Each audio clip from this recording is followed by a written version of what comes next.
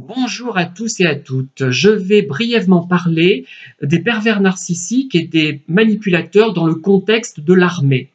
J'ai reçu récemment des commentaires et des photos d'ailleurs d'un parent de militaire, peut-être l'est-il lui-même, je ne le sais pas, qui a donc évoqué l'armée. Enfin, moi j'ai parlé de mon armée qui n'avait pas été fulgurante, enfin ça ne m'a pas, comment dire, particulièrement plu. C'était en 91-92, 1991-1992.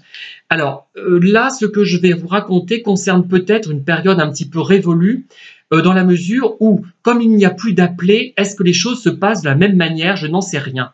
Mais possiblement, probablement, dans la mesure où il y a des gens moins gradés.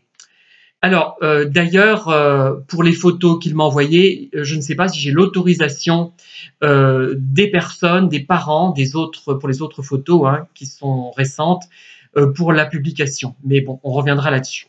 Donc d'ailleurs, j'avais écrit un ouvrage intitulé Petit mémoire de guerre. C'est mon premier volume consacré à des souvenirs. C'était en 2009.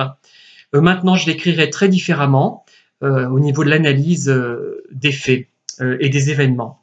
Donc, alors qu'est-ce qui se passait dans l'armée? C'est-à-dire que il serait faux de prétendre que tous les militaires sont sanguinaires, sont manipulateurs, etc.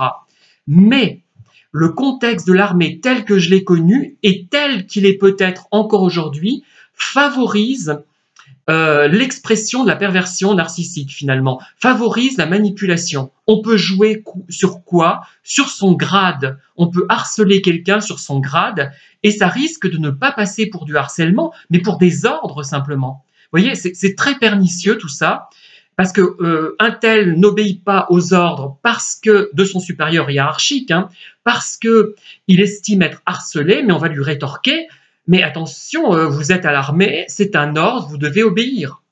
Il doit être très difficile de se faire entendre quand on est à l'armée. Pas à l'armée en un seul mot, mais à, plus loin, l'armée. Enfin, en 3 mots. Voilà ce que je voulais vous dire.